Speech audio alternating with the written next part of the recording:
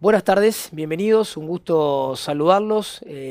Muchas gracias por acompañarnos y por estar junto a nosotros en esta última charla del año, luego de un lindo ciclo de charlas que hemos tenido en este 2024. Vamos a cerrar en la jornada del día de hoy con un tema que ocupa y también, ¿por qué no preocupa a muchos de ustedes y a muchas de las personas que nos siguen, como es el cáncer colorectal? Y para hablar de ello estamos junto a la doctora Elena Truba, a quien ya le agradezco la presencia. Elena, muchas gracias No, por gracias a estar ustedes. junto a nosotros, por regalarnos este tiempo en un mes que es complicado. Ahora estamos hablando fuera de micrófono, lo que es diciembre, que hay poco espacio, hay Exacto. poco tiempo. Así que doblemente agradecidos por tu presencia, por regalarnos un rato de tu día a día, que sé que es muy intenso y sobre todo por la fecha del año que estamos, que es bastante compleja. Comentarles que la doctora Elena Truco es especialista en gastroenterología, diplomada en endoscopía digestiva, ex profesor adjunto de la Cátedra de Gastroenterología y ex jefa de servicio de gastroenterología y endoscopía del Hospital Maciel, y ni que hablar que actualmente es ni más ni menos que la coordinadora del servicio de endoscopía digestiva de Sumum, un servicio que se ha instalado este año en Clínica del Puerto. Hemos empezado sobre principios del año, que bueno, con gran esfuerzo y mucho trabajo, Elena, hemos logrado Ah, concretar este servicio. Ahora también nos vas a contar un poquito sobre eso, pero bueno, agradecerte por estar junto a nosotros y tratar de un tema que realmente nos muy ocupa. sensible, Absolutamente. De hecho, vamos a ver alguna imagen que que capaz que condiciona la decís que, sensibilidad decís que de los impresiona, espectadores. No, impresionará un poquito. bueno, eso que sí, Es es importante que se conozca del tema. perfecto. Bueno, Elena, vamos a comenzar con lo que es la charla, y quiero hacerte como una primera pregunta disparadora para arrancar con la temática que la vamos a recorrer ampliamente. Es ¿cuál es la incidencia y la mortalidad del cáncer colorectal y cuál es la edad media de diagnóstico? Bueno, mira, el cáncer colorectal es un tema que preocupa a todos los países, porque la incidencia estaba aumentando, entonces se han tomado diferentes medidas. Es de las neoplasias más frecuentes en los países occidentales. Por ejemplo, países de África tienen una baja incidencia, pero Europa y Japón tienen una alta incidencia. Eso especula el tema de que se vincula al nivel de desarrollo humano de cada país. En el Uruguay es el segundo cáncer más frecuente en las mujeres después de mama, y en los hombres es el tercer cáncer más frecuente después de pulmón y próstata. Entonces, es la segunda causa entre las muertes por cáncer. Entonces, es muy importante desde el punto de vista de salud de los gobiernos tenerlo en consideración, y desde el punto de vista médico, ni te digo que es un esfuerzo que tenemos que hacer todos por tratar de bajar esa incidencia y bajar la mortalidad. De ahí que se observó, el Instituto Nacional del Cáncer observó que la mitad de los diagnósticos se dan entre los 50 y los 74 años. Es decir, nosotros encontramos los pacientes de 50 y 74 años como de más riesgo de desarrollar cáncer, siendo la edad media los 70 años. Pero curiosamente, a pesar de esto, estas cifras y esto que menciono de ser la segunda causa de muerte tanto en uno o tercera en los hombres, por las características evolutivas del cáncer, es una patología que es susceptible de prevención. Ujú. Y eso es lo más importante. ¿Y por qué podemos afirmar que justamente es susceptible de prevención? Digo, ¿qué condiciones se dan para que ello suceda? Exactamente, eso es importante. El cáncer se desarrolla la mayoría de las veces a partir de lo que son pólipos. Si ustedes ven este esquema, ven la primera imagen donde dice benigno, lo más chiquito, es un pólipo que va creciendo a lo largo de los años, se puede llegar a transformar en la última imagen que dice carcinoma invasor. ¿Cuál es la prevención? El objetivo nuestro en la prevención es tratar de encontrar las lesiones en las etapas, le diré, en la primera imagen, en la segunda y en la tercera. Entonces, ahí son patologías benignas que nosotros, por técnicas endoscópicas, resultan fáciles de resecar. Incluso si nosotros encontramos carcinomas en etapas como la del medio, que es como un honguito, desde el punto de vista pronóstico cambia sustancialmente que si lo encontramos en etapas más avanzadas, donde compromete toda la pared del órgano, como vemos que invade compromete toda la pared y después compromete los ganglios y todo. O sea, eso ya da un pronóstico distinto. Entonces, el objetivo nuestro, ¿cuál es? Es enfocarnos en las 3 primeras, o sea, cuanto más temprano, más pequeña la lesión, mejor. ¿Cómo hacemos esto? Digamos que cuanto más temprano se haga la detección, aumenta considerablemente, considerablemente o sea, se ha demostrado que al hacer un diagnóstico temprano y encontrar los pólipos y hacer unas políticas abocadas a la pesquisa de estas lesiones, bajamos la incidencia y bajamos la morbimortalidad por cáncer. Bien, Elena, ¿me das espacio para hacerte la siguiente pregunta hablando de los Sí. pólipos? De qué son los pólipos de colon y qué nos debe importar de ellos. O sea, en qué los profesionales se fijan de los pólipos para determinar el grado de importancia. Ahí está. Los pólipos son como unas verrugas, como una excrescencia que sale de la superficie de la mucosa. Hay diferentes tipos de pólipos y cada tipo de pólipo tiene un riesgo diferente y va a determinar una evolución diferente. Es decir, este paciente tiene pólipos de un tipo histológico, le tengo que hacer la endoscopía cada 2 años. Pero el otro tiene un pólipo con otras características, le hago la endoscopía antes o por el contrario le hago la endoscopía a los 10 años. ¿Qué nos importa del pólipo? Nos importa el tamaño. No es lo mismo un pólipo de 4 milímetros que encontrar un pólipo de 20. Importa la forma, la superficie. Importa cómo es, si es una superficie con un piqueteado, si tiene un aspecto como de cerebro. Y lo que importa es la histología. Es lo que nos lee el patólogo. Nosotros sacamos la muestra, la enviamos y el médico patólogo examina y determina qué tipo de pólipo y ahí determinamos el riesgo y determinamos cuándo va a ser el control de este paciente. Ahí lo vemos, ¿no? O sea, Ahí tenemos en la imagen. Ustedes ven la superficie, son pólipos chiquitos, es un colon que está limpio. Estas lesiones son totalmente benignas. Importa hacer la resección de esto. Posiblemente este pólipo vaya a crecer, no va a crecer en 1 año. Cuando hablamos de crecimiento, estamos hablando de periodos de tiempo largos, ¿no? 10 años, pero 10 o más. No sabemos porque a veces el control o la biología de crecimiento no la tenemos con certeza. Pero sabemos nosotros, este paciente tiene pólipos y vemos las distintas formas. Unos tienen como un cuello que se llaman pólipos pediculados, como un hongo. Otros son chatitos pegados a la mucosa, que son los pólipos sesiles.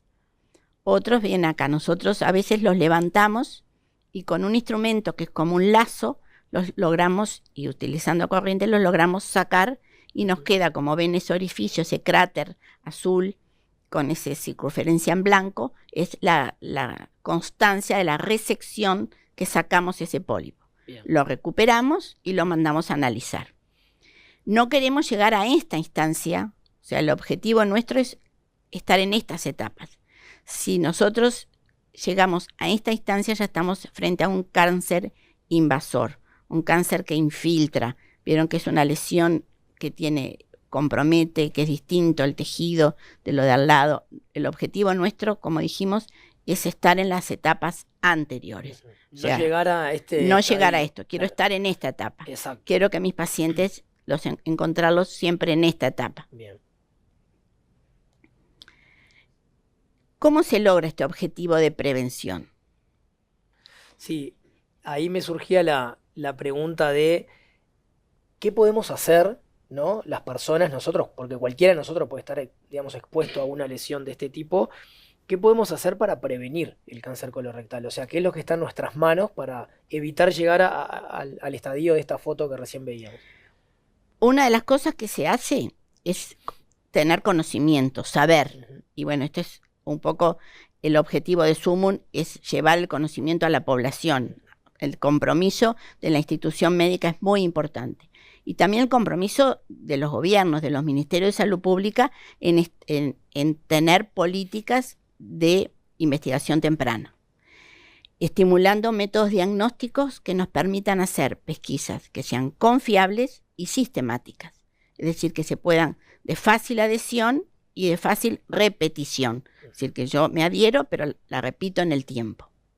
¿Cuánto influye el temor que una persona pueda tener a realizarse el estudio, ¿no? O una de las pesquisas y que efectivamente el resultado le dé positivo, es decir, que haya, digamos, sangre en la materia y la persona pueda tener como un rechazo o un temor a realizarse el estudio por si le da positivo. Digo, ¿cuánto juega Y la bueno, parte psicológica y hasta o motivacional? sea, en realidad la gente a veces tiene diagnósticos o tiene miedo a hacerse el estudio por el miedo a que le dé positivo, pero justamente haciendo estas charlas y señalando y objetivando que el diagnóstico de edad temprano, sacando estas lesiones, es mucho más sencillo que después dejar evolucionar una lesión y tener que cambiar de especialista.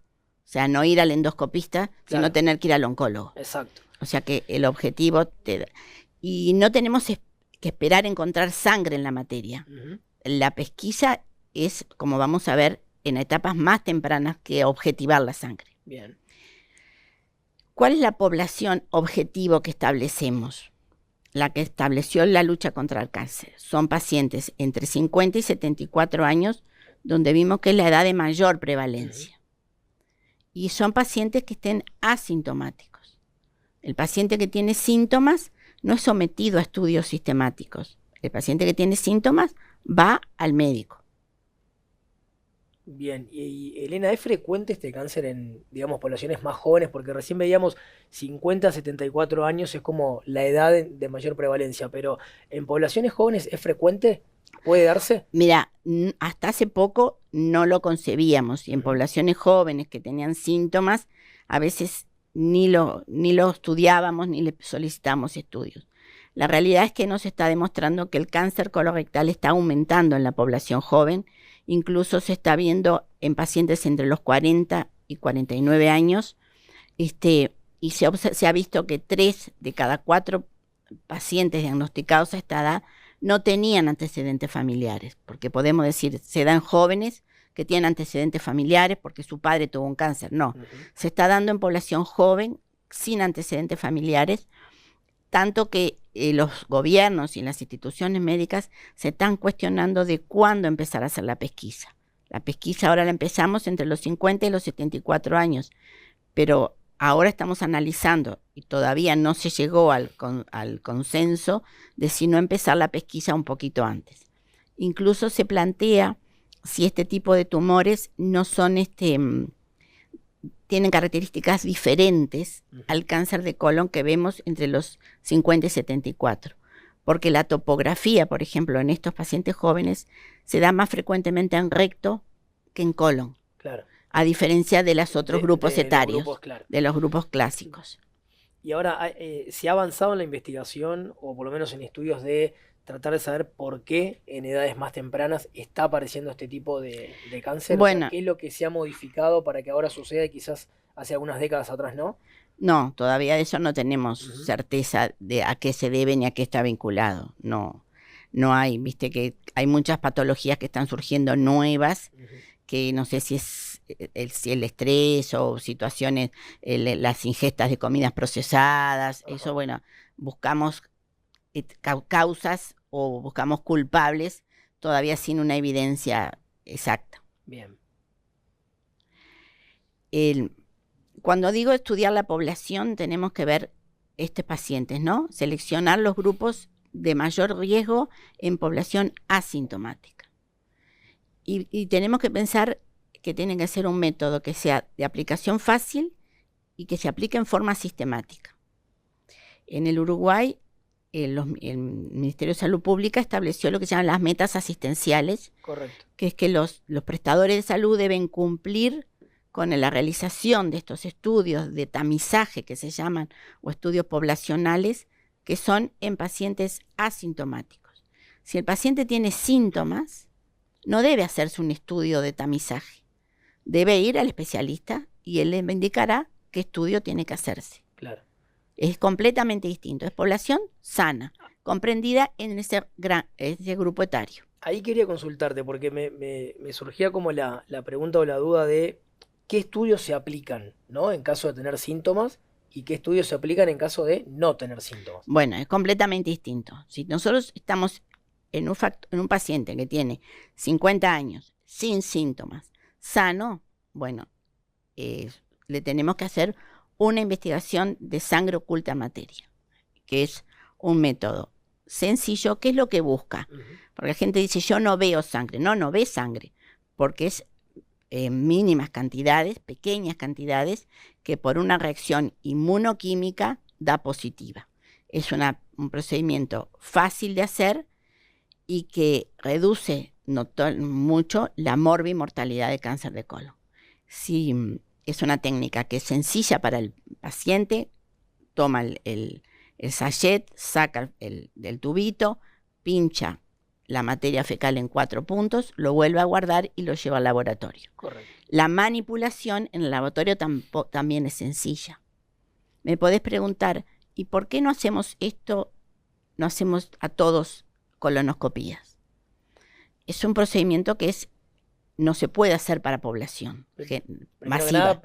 Requiere de una preparación un poco exhaustiva. Requiere preparación, pero requiere, invasivo, ¿no? requiere una infraestructura. Necesitamos, claro. Nosotros acá mandamos 100 FKTs, pero nosotros no podemos hacer 100 colonoscopías porque necesitamos unidades de endoscopía, anestesistas, endoscopistas. Entonces nosotros con esto logramos un estudio poblacional, abarcar un grupo grande y después hacemos una selección, ¿no? Hacemos la investigación de la sangre y después, ¿cómo seleccionamos? El paciente que da positivo, se le hace.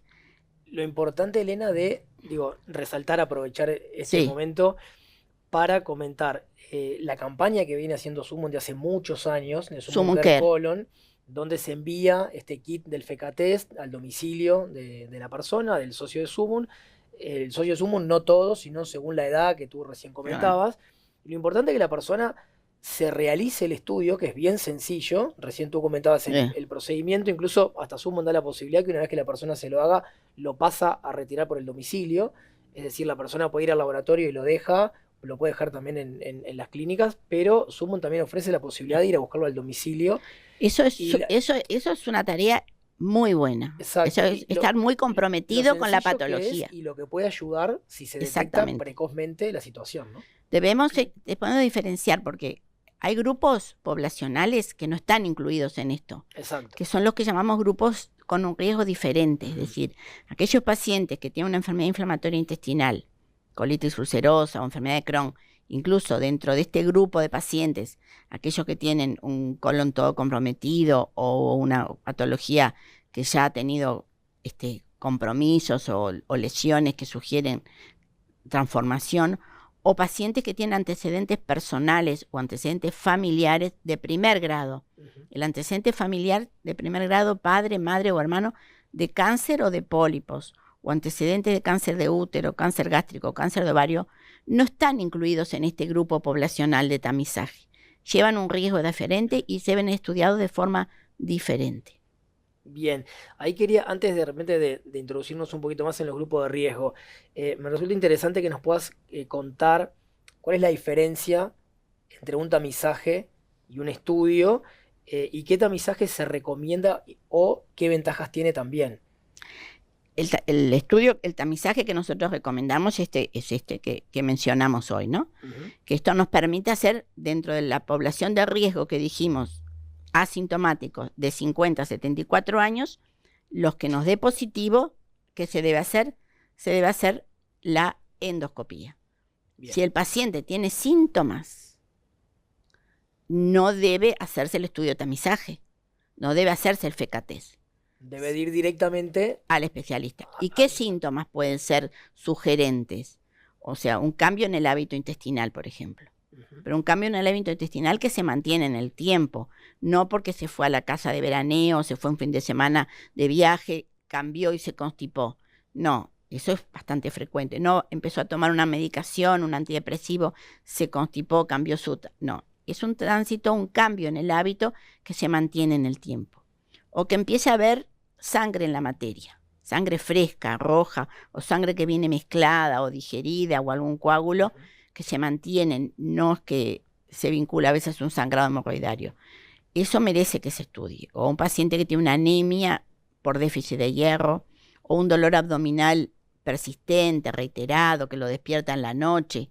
Esos son elementos que nos determinan conductas diferentes. Claro, No realizar el FECA-test. Son como alarmas, digamos. Claro, eso nos llevan, tenemos que ir al médico. Ahí lo que veíamos en la placa son de alguna manera los síntomas más frecuentes, ¿no? Exactamente, que ameritan la consulta, no ir pedirle a Sumo que me mande el test, no, eso no. Claro, bien. ¿Y a qué pacientes son los que se considera dentro del grupo de riesgo?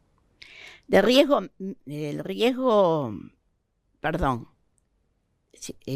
riesgo medio es lo que dijimos, asintomáticos, 50 a 74 años. Grupo de riesgo, lo que señalamos, enfermedad inflamatoria intestinal, pacientes con antecedentes familiares o personales de primer grado, antecedentes familiares de primer grado, el padre, la madre o el hermano, de cáncer de colon, cáncer de ovario, cáncer de útero, cáncer gástrico. ¿Está? Bien. Bueno, le recordamos a todo el público que nos está siguiendo, acompañando, que tenemos habilitado el chat de Zoom. La idea es, sobre el final de tu exposición, hacer una breve ronda de preguntas. Siempre queda alguna duda, algún comentario, alguna consulta de la gente que nos sigue. Entonces, con mucho gusto los invitamos a que nos acompañen dejando el comentario en el chat de Zoom y luego sobre el final, la doctora, con mucho gusto, respondemos dentro de las posibilidades. Según a veces pueden surgir consultas muy específicas, algunas más generales, pero intentamos responder en el mayor grado posible. Lo que quería, Elena, continuar con algo que es importante, incluso lo vamos a ver en la placa siguiente. En caso de que el estudio FECA-test nos dé positivo, ¿qué debemos hacer? ¿Cómo debemos actuar?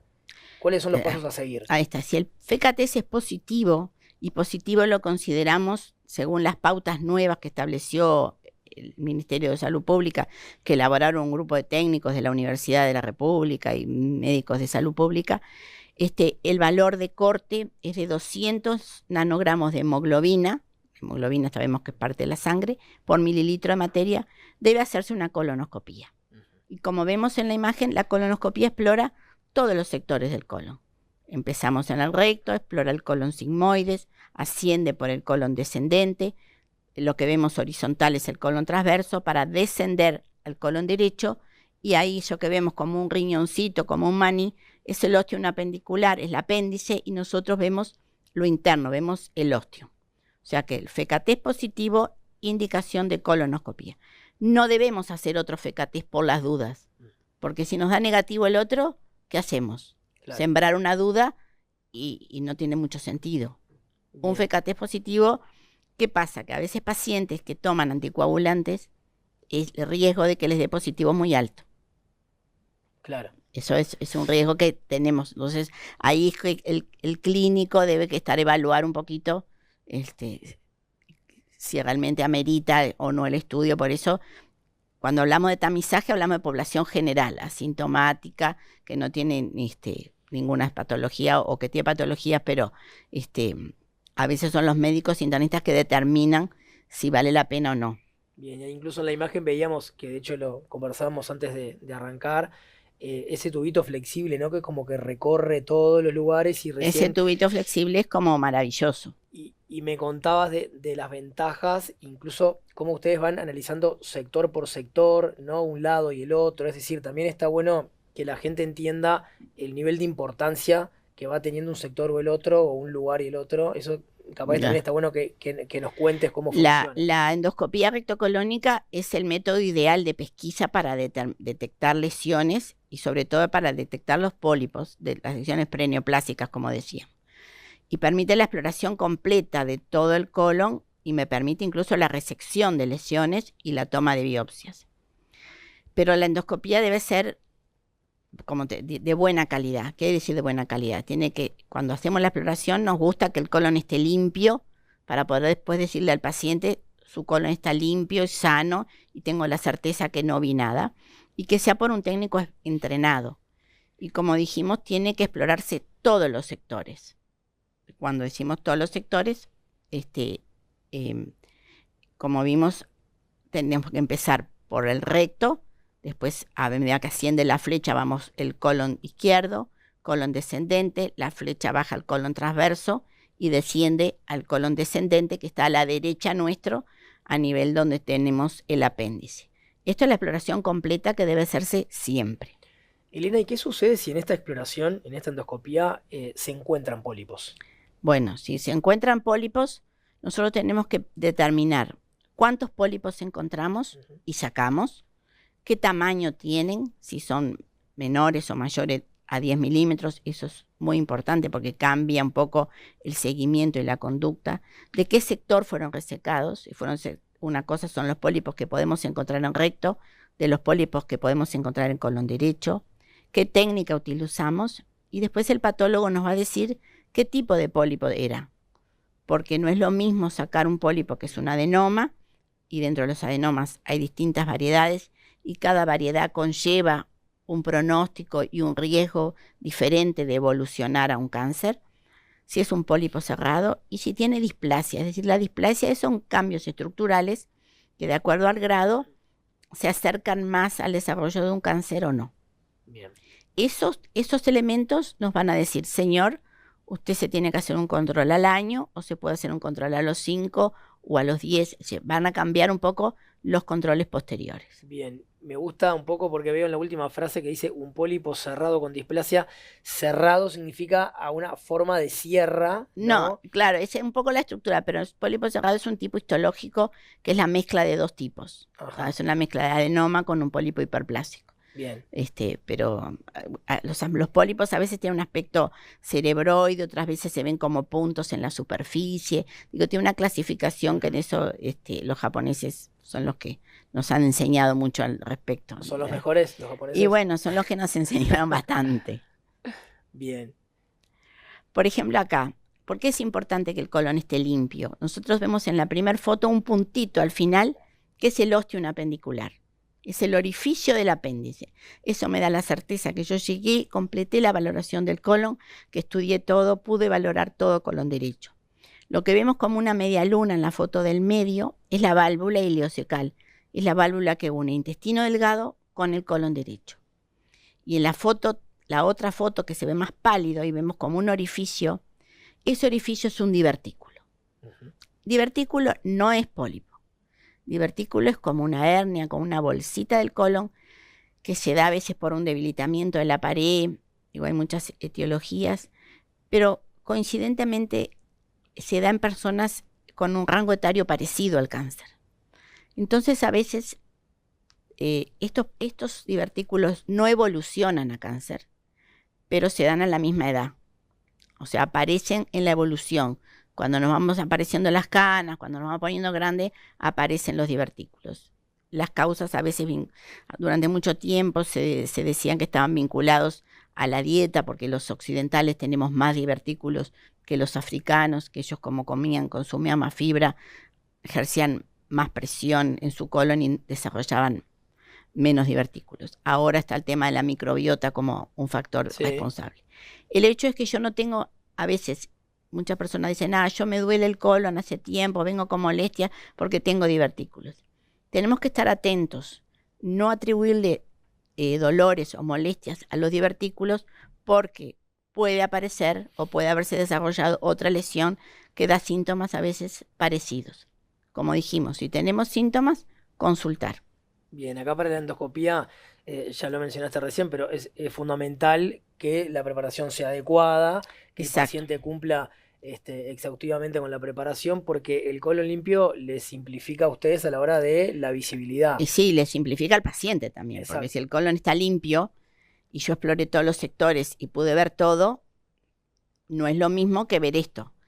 Acá hay sectores que yo no, hay materia. Claro, Entonces hay una sectores gran me quedaron diferencia ocultos. entre las fotos que recién mostrabas y Esta foto es completamente limpia, te puedo decir no hay nada. Exacto. La Esta otra, foto, que es el mismo sector, ujú, yo no te puedo decir qué hay atrás de esa magma verde que hay ahí. claro. Es como siempre les digo a los pacientes, nosotros tenemos una pared con un cuadro. Ujú. Atrás del cuadro puede haber una humedad, una mancha.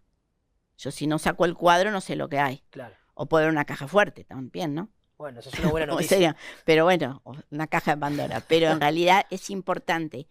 Y para lograr una buena limpieza, a veces la gente pobre se frustra porque nos dicen, y seguí todas las pautas, hice todo, y me fue mal.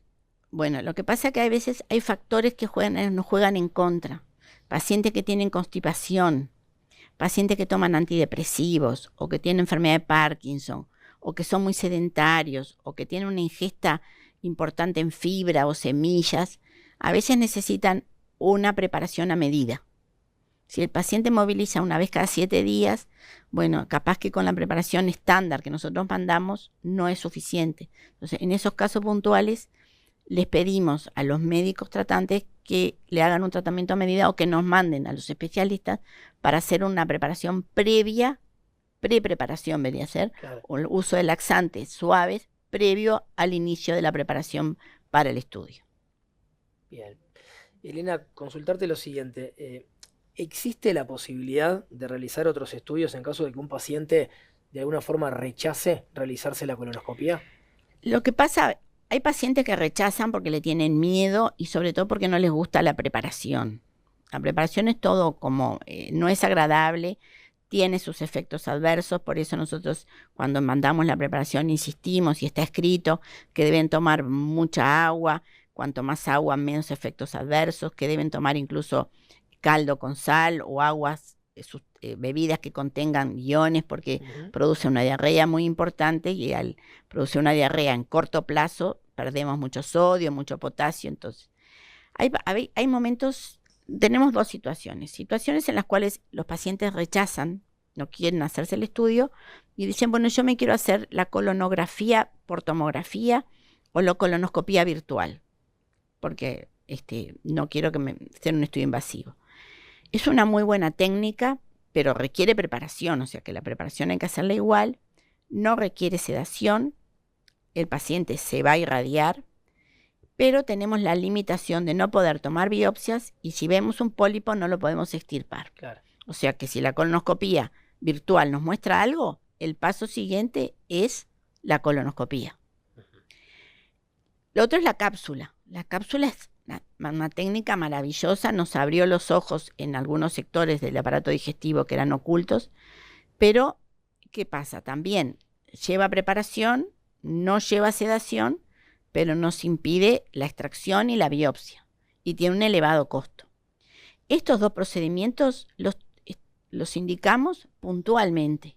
Pacientes que, por ejemplo, están multioperados, que tienen adherencias, que tienen un colon muy doblado, que el riesgo de pasar el endoscopio a veces no podemos lograr. Bueno, tiene una anemia y yo quiero saber qué pasa más allá de ese ángulo que yo no pude pasar. En esas situaciones, a veces la cápsula y la tomografía virtual nos ayudan mucho. Bien, correcto. Con respecto a bueno, hablamos ya un poco de lo que eran los grupos de riesgo, pero los grupos de riesgo determinados, digo, ahí están de alguna forma ya Sí, los calificados. grupos de riesgo, por ejemplo, bueno, de la enfermedad inflamatoria intestinal hablamos, pero hay grupos de riesgo importantes. Por ejemplo, los pacientes portadores de la poliposis adenomatosa familiar. Son esos colon que ves cientos de pólipos. En esos pacientes el riesgo de cáncer es muy alto, porque además no solo desarrollan el cáncer vinculado al colon, sino que pueden tener en otros sectores. Y además sus familiares tienen un riesgo muy elevado de desarrollar pólipos y cáncer a edades muy tempranas. En esta situación es un grupo de riesgo que amerita controles con el especialista gastroenterólogo y con el especialista genético, porque esto hay que hacer el estudio genético correspondiente. Lo mismo con el síndrome de Lynch. ¿Qué es el síndrome de Lynch? El síndrome de Lynch es el cáncer de colon no vinculado a pólipos. Ese también tiene una carga genética importante, hay que hacer el estudio genético, tiene riesgo de desarrollar cáncer en otros sectores. El síndrome de Peutz-Jeghers son pólipos de una estirpe histológica diferente que se acompañan curiosamente, de una pigmentación mucocutánea a nivel de los labios, que a veces el paciente viene a la consulta y nosotros vemos la pigmentación y ahí es el hilo conductor para investigarle el colon. El paciente a veces no sabe que tiene un Peutz-Jeghers, pero nosotros al observarle la mucosa, los labios, podemos tener la inquietud de ir a la investigación. Estos grupos, como la enfermedad inflamatoria, estos grupos tienen controles diferentes. Claro. Van fuera del tamizaje. Bien. Van fuera del grupo poblacional. Bien. La siguiente consulta, Elena, que bueno, ya lo estamos viendo un poco ahí también, que es como para, de alguna manera, ir cerrando el tema que, a ver, hay recomendaciones que aplican para la vida y no tanto para casos muy puntuales, pero sí consultarte acerca de cuáles son las principales recomendaciones que nos podés contar para prevenir el cáncer colorectal. Claro, no tenemos así absolutas certezas, pero se recomienda siempre bajar el consumo en carnes rojas, sobre todo carnes procesadas o muy quemadas, estimular una dieta rica en fibra y sobre todo frutas y vegetales frescos. Promover la dieta rica en pescado, en aves, consumir dieta pobre en grasas para evitar la obesidad y disminuir el riesgo de cáncer de colon. Los obesos tienen más riesgo de desarrollar pólipos. Encontramos más pólipos en obesos. Tener un índice de masa corporal saludable justamente para evitar el síndrome metabólico, la obesidad centroabdominal y la hiperinsulinemia. Después, actividad física habitual, evitar el consumo de tabaco, suprimir el consumo de tabaco y moderar el consumo de El alcohol. alcohol también, claro. Pero es importante también que se lo pueden leer o se han salido muchas publicaciones del consumo de antiinflamatorios como preventivos. En realidad, como los antiinflamatorios tienen su lado A y su lado B de la moneda, porque tienen también su riesgo en otros sectores del aparato digestivo y a su vez en otros órganos como el riñón, no hay una certeza absoluta de que la ingesta de antiinflamatorios pueda ser un mecanismo profiláctico de evitar el desarrollo. Si decimos, bueno, me previene del cáncer, pero me puede enfermar de otras cosas. Claro. Entonces, en el único momento, en el único sector poblacional que está bastante aceptado, es aquellos que tienen una patología cardiovascular, que consumen dosis bajas de aspirina, por ejemplo, y bueno, en esos tienen un beneficio porque les previene la patología cardiovascular y también le está fortaleciendo del desarrollo de cáncer de colon. Bien, ahí se hace una valoración de si el beneficio Exacto, supera el siempre, riesgo. como en todo, ¿no? En este caso es la única salvedad que se pone, que acá se acepta el uso de aspirina, de cuando un paciente tiene patología cardiovascular a las dosis que establecen los cardiólogos, que son dosis bajas, ¿no? Perfecto. Bueno, Elena, te cuento que van llegando varias consultas. Te invito, si querés, hidratate porque venimos ya de unos 40 minutos de charla. Y bueno, a todas las personas que nos consultan, les agradecemos por las preguntas y comentarios que nos hacen llegar por el chat de Zoom. Y si te parece, comenzamos una ronda de consultas. Vamos a responder lo que se pueda. Lo que se pueda, exactamente. La primera dice: tengo pólipos cada vez que me hago colonoscopía. Me extraen cada 2 años. ¿Hay algo que debo hacer como prevención? Y no. O sea, la prevención es hacerse los estudios hasta que logremos limpiar ese colon. Cuando la colonoscopía muestre 0 pólipo, los tiempos para... hay que ver, como señalamos, el tamaño de esos pólipos, porque le sacaron un pólipo que tiene 3 milímetros, no tiene que hacerse la colonoscopía anual. Por eso señalábamos la importancia del tamaño, ¿no? Tamaño y tipo histológico. Bien, doctora, la siguiente consulta es: quería saber si tener síndrome de colon irritable y o SIBO constituye un factor de riesgo. No. El síndrome de intestino irritable se da a grupos, eso es importante. El síndrome de intestino irritable se da a edades más tempranas. No podemos en un paciente entre 50 y 74 años que consulta por alteración del tránsito y que le hacemos un diagnóstico de intestino irritable, no. Un paciente de ese grupo etario que tiene síntomas debe ser estudiado. El síndrome de intestino irritable se da en población joven. A veces pasa que un paciente tiene una diarrea y podemos tener un síndrome de intestino irritable postinfeccioso, que se puede dar en un grupo etario mayor. Pero el síndrome no podemos atribuir en una persona de 60 años que tiene alteración del tránsito que tenga un síndrome de intestino irritable. Debe ser estudiado. Y el SIBO tampoco. El SIBO primero que es una patología que afecta al intestino delgado.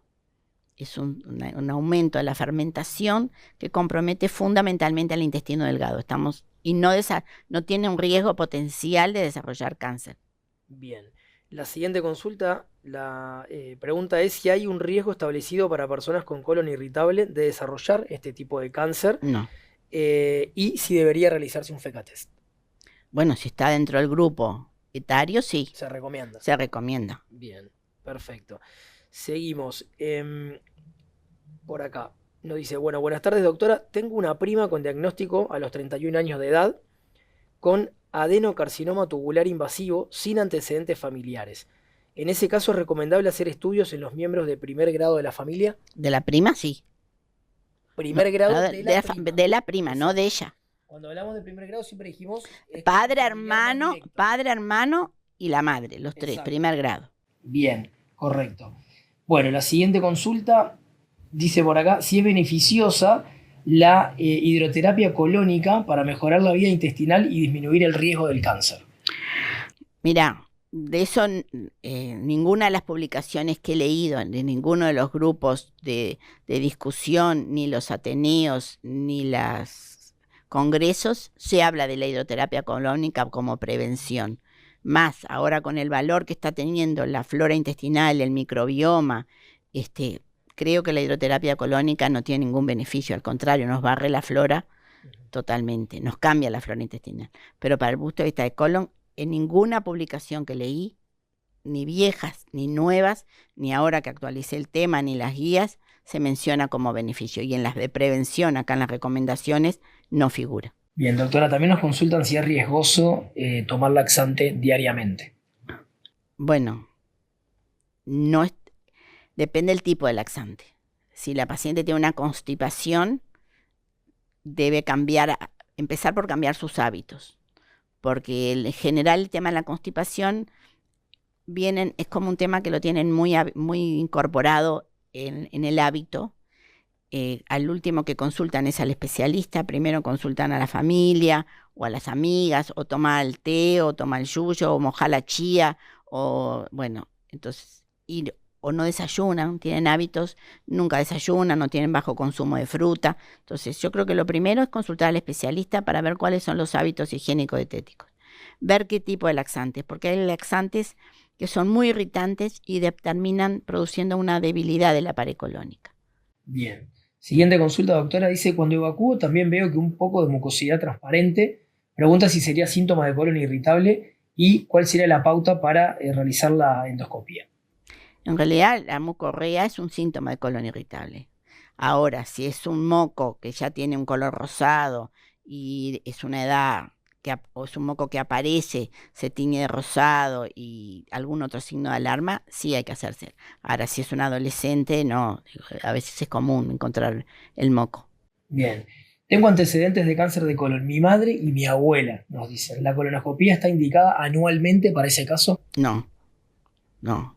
Está indicada. Si se hace la colonoscopía y no tiene antecedente, no se le encuentra nada, no la tiene por qué repetir todos los años. Bien. Si la colonoscopía da negativa de pólipos, ¿es necesario volver a hacer otra? Y si es así, ¿cada cuánto tiempo? No. Si es negativa, si el colon está limpio, puede pasar hasta 5 años sin hacérsela. Bien. Si tiene antecedentes, ¿no? Claro, correcto. La siguiente consulta nos escriben, dicen, tener empujes frecuentes de diverticulitis, ¿es un riesgo? No, es un riesgo para las complicaciones de la diverticulitis, no para el cáncer de colon. Bien. Continuamos, doctora, una más que dice, ¿hay riesgo de tener cáncer colorectal cuando se inflaman los conductos de la vesícula junto con hígado graso y pequeños divertículos? No. No está vinculado para nada. No está vinculado. ¿Cómo dijo? Si hay riesgo de tener... Hígado graso. Exacto. Cuando se inflaman los conductos de la vesícula, sí, junto con hígado graso y pequeños divertículos. No tiene vinculación. Podría tener a veces la inflamación de algunos sectores del hígado asociado a una enfermedad inflamatoria intestinal. Eso sí, eso es una entidad que se llama colangitis esclerosante, que se asocia a la colitis ulcerosa, que ahí en esos pacientes que tienen colitis ulcerosa y tienen además colangitis esclerosante, el riesgo de desarrollar cáncer es mayor. O, por ejemplo, un paciente que tiene una colitis ulcerosa, pero un familiar de primer grado tiene cáncer de colon, el riesgo que esa colitis ulcerosa evolucione a cáncer de colon es mayor. Pero es más importante que vigile la esteatosis hepática que se preocupe por el cáncer de colon. en ese caso puntual. En este caso puntual. Con las consultas, digo, es más importante que se preocupe por su estatosis hepática. Bien, doctora, seguimos con alguna más que dice, mi esposa toma laxantes hace más de 40 años naturales. ¿Debe estudiarse periódicamente? No, debe consultar porque los laxantes naturales también tienen sus componentes irritantes. Bien. Aquí también nos consultan acerca de, una vez detectado un cáncer de colon, ¿cuál es el procedimiento recomendado? ¿Extirpar, tratamiento oncológico, radio o quimio o qué se hace primero? Esa no es una pregunta para contestar así. Cuando hay un cáncer diagnosticado, tenemos lo que se llama el comité de tumores. Lo estudiamos al paciente, lo estadificamos, lo valoramos y lo decidimos en conjunto. El comité de tumores, que está integrado por el cirujano, por los oncólogos, por el gastroenterólogo que determinó el endoscopista puntual, y la opinión del paciente. A veces son tumores que necesitan una radioterapia inicial, posterior cirugía y eventualmente quimioterapia, o solamente hay tumores que solo se definen con la cirugía. O sea, que no son decisiones que se puedan decir así, no, solo el cáncer de colon se opera. No, depende, cada caso se estudia, se analiza, se discute y hay un comité de tumores que decide cuál es la mejor solución para cada paciente. Bien, porque hay pacientes que tienen morbilidades. Digamos, se decide la mejor solución para cada caso puntual. No, exacto. No hay una única solución, no hay una regla. Se porque cada paciente es una unidad, cada paciente, además hay que valorar riesgos cardiovasculares del paciente. Entonces, por eso es que se discute en un grupo. Se discute en un grupo donde están distintas opiniones, distintos puntos de vista, que cada especialista aporta lo suyo. Bien, doctora, nos dicen, tengo cáncer de recto, mi hijo de 33 años vio sangre al limpiarse durante un par de días. Fue hace un mes y no lo vio más. ¿Debe estudiarse? No, si fue puntual, posdefecación y no repitió, no, en principio no. Bien. Por acá también nos escriben y nos dicen, en 2021 fue mi última colonoscopía con un pólipo de 4 milímetros. Anteriormente he tenido varios adenomas y me han hecho polipectomía y mucosectomía. ¿Debería repetir ya el estudio o se indica a los 5 años? Bueno, si el estudio fue hecho, le sacaron solo ese pólipo de 4 milímetros y el colon estaba limpio, si lleva 4, que espere 5. No va a cambiar. No va a cambiar un año más. Un año más. Era un colon limpio y le sacaron un pólipo de 4 milímetros, puede esperar 5 años. Bien. Otra dice, me extrajeron 2 pólipos, uno de 3 milímetros y otro de 6 milímetros. ¿Con qué frecuencia debo hacerme la colonoscopia? Y bueno, todo depende de qué tipo histológico era y cómo estaba la limpieza del colon. Lo que dijimos, si el colon estaba limpio y los pólipos eran hiperplásicos o los pólipos eran adenomas sin displasia y eran menores de 10, puede pasar hasta 3 años. Está todo pautado, eso. Bien, bueno, por acá, esta creo que era la última consulta, fueron varias y variadas. Así que bueno, doctora, simplemente volverte a agradecer por el tiempo. Espero que te hayas sentido cómoda. Y bueno, en realidad tuvimos una linda convocatoria, la gente se ha un poco interesado por el tema, que lo comentábamos en el inicio de la charla, no solamente está vinculado a personas de 50 años en adelante, sino que bueno, cada vez en poblaciones jóvenes se está viendo más este tipo de situaciones. Así que ya abarca varias edades. No, yo agradecer, me parece una iniciativa muy importante de Sumum, que tenga esto, porque los pilares en esto, como en todas las patologías, es el conocimiento serio, formal y académico, porque con esto de las redes es muy peligroso. Entonces está bueno que tengan estas iniciativas, porque como dijimos, los pilares fundamentales es que el paciente sepa, que las instituciones se comprometan y que los gobiernos se comprometan. Bien. Esa es la base. Muchas gracias por el tiempo, por acompañarnos, por tener la diferencia de estar contra nosotros, por aceptar hablar de este tema que es ciertamente sensible, pero que también interesaba a muchos de las personas que se han conectado hoy. Y bueno, aprovechando las fechas para desearte unas felices fiestas y que tengas un excelente 2025. Y para que la gente a partir del 2025 se comprometa a devolver el FECATES realizado. Hay que hacerlo y no hay que tenerle miedo. Exacto. Que cambien un poquito, que digan, el objetivo para el 2025 es hacerme el FECATES. Bueno, muchísimas gracias y un saludo también a todos los que nos han acompañado del otro lado. También desearles unas muy felices fiestas y un excelente 2025. Un gusto.